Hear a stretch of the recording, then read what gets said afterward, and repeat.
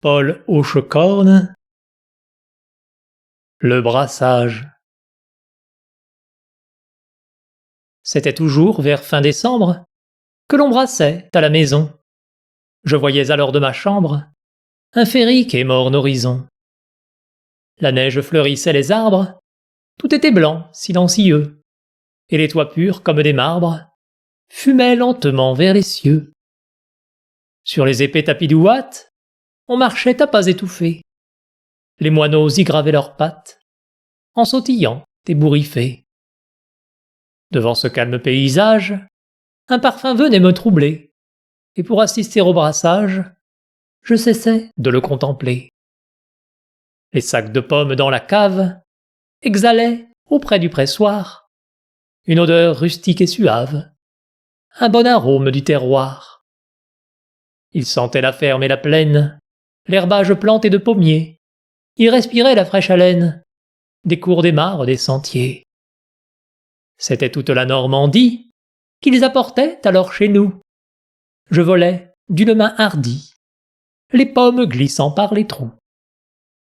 Vertes et roses jamais sèches, je les croquais à belles dents.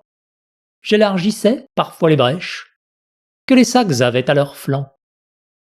Mais les pommes étaient jetées dans le broyeur par l'entonnoir, puis s'entassaient, déchiquetées, sur la faisselle du pressoir. Alors avec un bruit de source, un murmure paisible et frais, le cidre à flot prenait sa course, et dans les brocs coulait épais. Ah, s'il gelait à pierre fendre, sous la voûte grise du ciel, notre cave faisait entendre le gazouillement d'un dégel.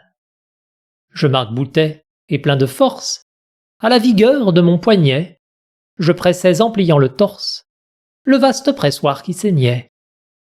Je tournais ainsi qu'un esclave, grisé par le ruissellement, qui faisait de la sombre cave un antre bas chic et charmant. C'était la grotte de Silène. Plus las à chacun de mes tours, je tournais sans reprendre haleine, et le cidre coulait toujours, en intarissable cascade. Je désirais fort le goûter, et je disais, ça, camarade, laissons le pressoir s'égoutter. Je me rendais à la cuisine pour demander du cidre chaud, le cidre dans une bassine. Sur le feu bouillonnait bientôt. On buvait à lente gorgée, et les mains se chauffaient au bol, où les têtes étaient plongées. Dehors la neige sur le sol. Dans le soir paraissait plus blanche, elle s'éparpillait sans bruit, lorsque s'agitait une branche. Calme et froide tombait la nuit. On eût dit que l'heure était grave, mais devant le sinistre soir, j'entendais au fond de la cave le ruissellement du pressoir.